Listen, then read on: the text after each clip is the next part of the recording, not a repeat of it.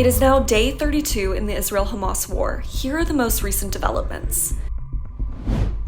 The Palestinian death toll in the Israel-Hamas War surpassed 10,000, including more than 4,100 children, according to the Hamas-run health ministry in Gaza. On Tuesday, November 7th, at least 23 Palestinians were killed in 2 separate Israeli airstrikes in 2 southern Gaza cities, according to health officials.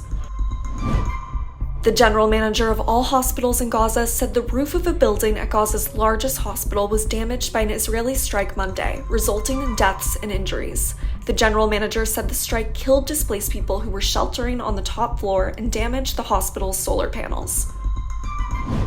Israeli Prime Minister Benjamin Netanyahu said Tuesday that his country will have, quote, overall security responsibility over the Gaza Strip for an indefinite period after the war against Hamas ends. Netanyahu said he would consider pauses in Gaza fighting to facilitate the entry of aid or the exit of hostages, but again rejected calls for a general ceasefire. An Israeli government spokesperson shared photos on X of professionals sifting through charred rubble to find and identify human remains. More than 1,400 Israelis were killed in the devastating Hamas attack on October 7th, triggering the current Israeli offensive in Gaza. At a protest in a community just outside of Los Angeles, an elderly Jewish man died after he was struck in the head by a megaphone carried by a pro-Palestinian protester. Law enforcement has determined that the death was a homicide, and investigators say they haven't ruled out the possibility that the act was a hate crime. In New York City, hundreds of protesters, many from the group Jewish Voice for Peace, staged a sit-in November 6th outside New York's Statue of Liberty, calling for a ceasefire in the Israel-Hamas War.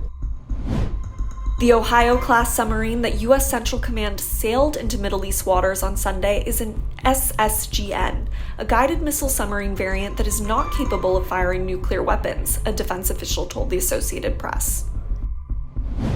On Monday, November 6th, the UN Security Council failed again to agree on a resolution on the month-long Israel-Hamas war. The U.S. is calling for, quote, humanitarian pauses, while many other council members are demanding a, quote, humanitarian ceasefire.